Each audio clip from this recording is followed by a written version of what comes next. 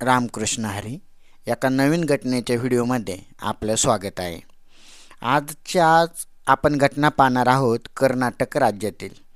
शक्यतो आपल्या भारतीय समाजामध्ये महिलांना शिवण मशीन म्हणजे शिलाई मशीनचे याचं एक वेगळंच अट्रॅक्शन असतं. म्हणजे कोणत्याही एका मध्यमवर्गीय महिलेला जरी काही कोणतं काम येत नसलं तरी तिला शिवणकामात प्रचंड अशी आवड असते आणि ते काम पण असं घरून करण्यासारखं आहे आणि तुमच्या संसाराला एक जोड व्यवसाय म्हणून ते एक व्यवसाय करू शकतो असं त्या महिलेचं वागणं असतं किंवा म्हणणं असतं त्या बाबतीत.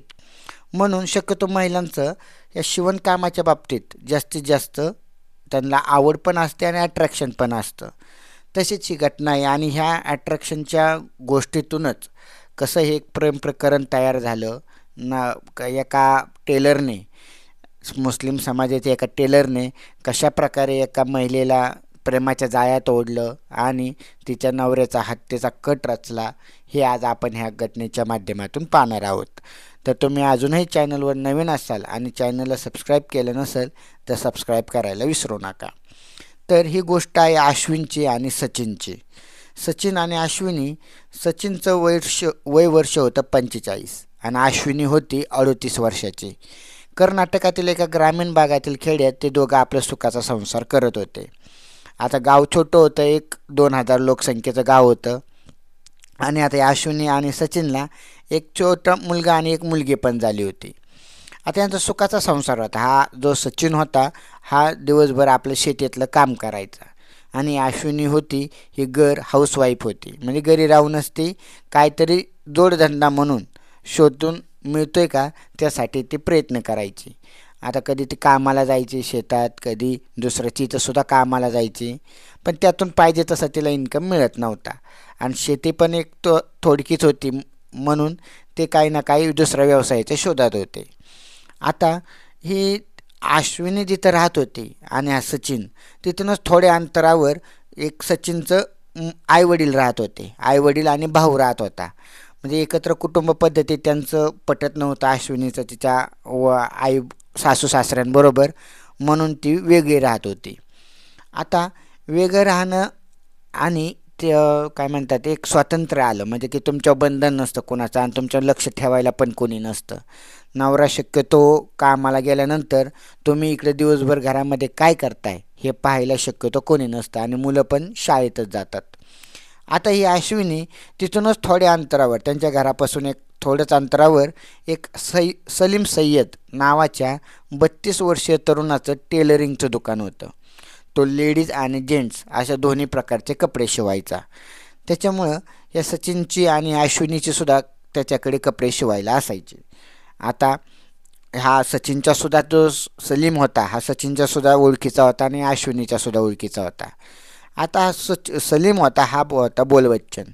म्हणजे एखाद्या महिला वगैरे आल्यानंतर त्यांना तो प्रेमाच्या जाळ्यात ओढायचा आणि त्यांच्याबरोबर शारीरिक संबंध प्रेमसंबंध तयार करायचा. आता एके दिवशी अश्विनी त्याच्याकडे कामानिमित्ताने ब्लाऊज शिवण्यासाठी गेली. आता ब्लाऊज शिवण्यासाठी गेल्यानंतर त्याने तिला बराच वेळ बोलण्यात नादवलं आणि एक म्हणजे वेगवेगळ्या पद्धती सांगितल्या कसं काय असतं ब्लाऊजचं वगैरे. आता हे आपण अगोदर सांगितल्याप्रमाणे अश्विनीला किंवा आपल्या समाजातील महिलांना एक टेलरिंगबाबत एक वेगळंच अट्रॅक्शन असतं. त्यांना असं वाटतं की ते टेलरिंगचे वगैरे वेगवेगळे आपण प्रकार शिकून घेतले आणि ते जर आपल्याला कपडे शिवले तर आपण समाजात उठून दिसू असा त्यांचा त्यामागे उद्देश असतो. आता ह्या अश्विनीने त्या जो सलीम होता त्याच्याकडे कपडे शिकवण्यासाठी म्हणजे टेलरिंग जे शिवतात कपडे ते मला शिकव असा त्याच्याकडे आग्रह धरला. आता तो सलीम त्याला पण हेच पाहिजे होतं. शेवटी एखादी चांगली तरुण महिला आली तर सहजासहजी कोणी नाही म्हणत नाही. आता त्याला पण त्याचा उद्देश त्याच्या पाठीमागे वेगळाच होता की तिच्याबरोबर प्रेमसंबंध तयार करून शारीरिक संबंध प्रस्थापित करणे. आता ही सुरुवातीला जेव्हा सचिन कामाला जायचा अश्विनीचा नवरा शेतात वगैरे तेव्हा ही अश्विनी दुपारचा वेळ काढायची आणि ह्या सलीमच्या दुकानात जाऊन बसायची टेलरिंग शिकण्यासाठी. आता हे हळूहळू का होईना आता शेवटी सचिनला पण जे पाहिजे होतं ते भेटायला लागलं. त्याने ह्या अश्विनीवर प्रेमसंबंधाचं वलय तयार केलं आणि तिला आपल्या प्रेमसंबंधात ओढलं. आता हे सुरुवातीला तरी समाजाच्या कोणाच्या लक्षात आलं नाही. एखाद्याला वाटलं की ठीक आहे, ते टेलरिंग वगैरे शिकायला जात असेल, त्यांचा काय बिझनेस असेल वगैरे. पण जेव्हा हा सलीम, अश्विनीचा जो नवरा होता सचिन, जेव्हा तो कामाला जायचा तेव्हा तो तिच्या घरी येऊन दुपारच्या वेळी त्यांच्यात दरवाजा लावून ती शारीरिक संबंध प्रस्थापित केले. आता शेवटी त्यांचं घर हे गावात होतं.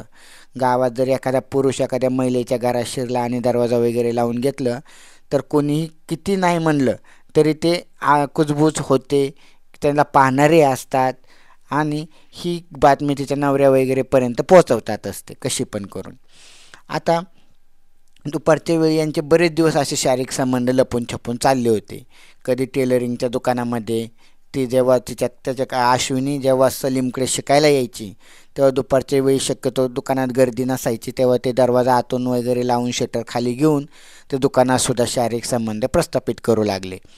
आता ह्या अश्विनींना म्हणजे जो तिचा मूळ उद्देश होता शिकायचा, जेव्हा तिच्या नवऱ्याने सुद्धा तिच्याकडे चौकशी केली तर मी टेलरिंग शिकायला जाते आणि यातूनच शिकून आपण एक स्वतःचं दुकान चालू करू किंवा मी घरून शिलाई मशीन घेऊन घरूनसुद्धा महिलांचे कपडे शिवून देऊ शकते आणि आपल्याला पैसे मिळू शकतात, असं तिने अश्विनीने सचिनला सांगितलं होतं. तिची ही संकल्पना सचिनला पटली होती. पण त्याला काय माहीत की ही तिथं जाऊन काय काळं बेरं किंवा काळं धंदा करीत ही त्याला पण माहीत नव्हते. आता ही जेव्हा त्याच्याकडे जायची तेव्हा त्याच्यापाशी तासनतास बसायची, शारीरिक संबंध प्रस्थापित करायची आणि संध्याकाळी परत माघारी यायची. आता यांचे बरेच दिवस असे शारीरिक संबंध चालू होते. कधी स्वतःच्या घरातसुद्धा जेव्हा सचिन कामाला जायचा तेव्हा ती घरात दुपारच्या वेळी सचिनला बोलून तिथं घरातसुद्धा ती शारीरिक संबंध प्रस्थापित करायची. आता असाच एके दिवशी सलीम हा तिच्या घरी शारीरिक संबंध दुपारच्या वेळी प्रस्थापित करायला आला होता. तेव्हा तिचा नवरा जो सचिन होता तो शेतात गेला होता. पण शेतातलं काम आपटून तो दुपारच्या वेळी घरी आला. आता घरी आल्यानंतर त्याने जे ह्या दोघांना शारीरिक संबंध प्रस्थापित करताना पाहिलं आणि त्याने जो दरवाजा उघडला तर आतमध्ये ही दोघे पण अर्धनग्न अवस्थेत होते. त्याला ते पाहून धक्काच बसला, त्याला काय ते सुचना. त्याने आता कसं हे समाजामध्ये जास्त सांगावं तरी आपलीच बदनामी होते, त्याच्यामुळे त्याने स्वतःच्याच बायकोला सांगितलं समजावून आणि या सलीमलासुद्धा परत जर माझ्या बायकोबरोबर दिसला बोलला तर तुझा हातपाय मोडून ठेवून वगैरे त्याला अशी धमकी दिली. आता ही जी अश्विनी होती, आता हे शेवटी सचिनला स्वतःच्या बायकोलाच कंट्रोल ठेवलं तर समाजसुद्धा तुमच्याकडं पाहायची ताकद करत नाही वाईट नजरेने. तसं त्याने आता अश्विनीलासुद्धा ह्या गोष्टीची धमकी दिली एक प्रकारे, की सांगितलं बजावलं की तू त्याच्याबरोबर संबंध वगैरे काय ठेवू नको, परत जर तुम्ही एकत्र दिसला तर त्याचे परिणाम वाईट होईल. आता तिथूनच काय हाकेच्या अंतरावर सुद्धा हे सचिनचे आईवडीलसुद्धा राहत होते, त्यांनासुद्धा यांच्या प्रेम प्रकरणाची शारीरिक संबंधांची कुजबूज आलीच होती. पण आता सांगायचं कसं आणि स्वतःच्या मुलाला सांगितलं तर तो सुद्धा विश्वास ठेवेल असं नाही. म्हणजे शक्यतो माणसाला आईबापांपेक्षा सुद्धा प्रेमात वेडे झाला किंवा आंधळा झालेला माणसाला आपल्या बायकोचंच म्हणणं खरं वाटतं, तशी ही गोष्ट. आता त्यांनी तरी काय त्याला सांगितलं नाही. मग एक दिवशी सचिनने काय केलं की स्वतःचा त्यांना जे सांगितलं धमकी वगैरे दिल्यानंतर हे अश्विनी आता 1 महिना गप्प बसली. पण शेवटी जर तुम्हाला शारीरिक संबंधाचे आणि ह्या दुसऱ्या कोण प्रियकरा कोण शारीरिक संबंध जर करून घ्यायची जर सवय लागली तर ती बाई कशाच प्रकारे ऐकत नाही. 1 महिना ती दोघे शांत बसली.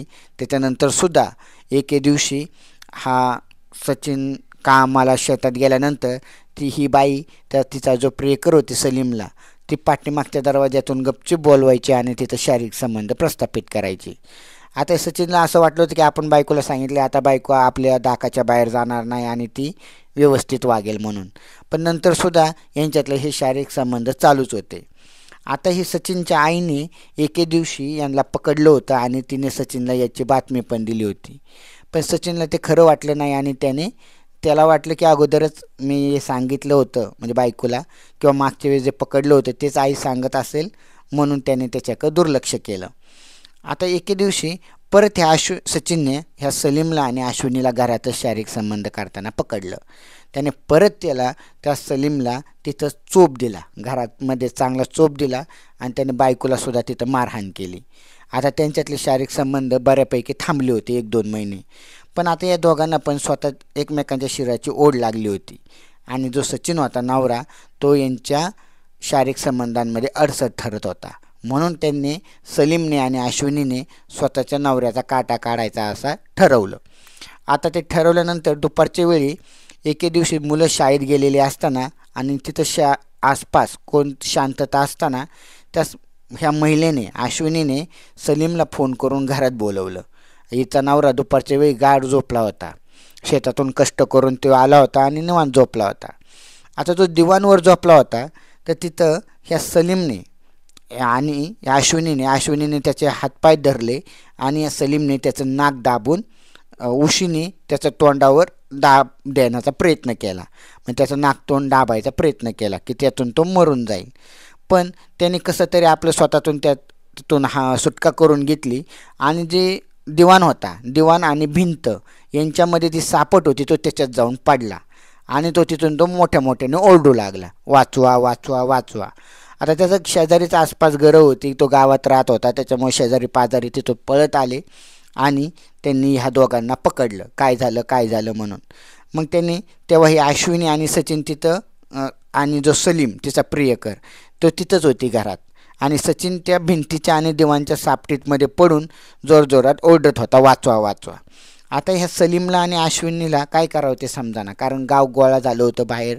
आपण तर दरवाजा लावला होता, बाहेर लोक जमा झाली आणि जर यांना सापडलो तर आता हे समाज आपल्याला काय सुट्टी देणार नाही.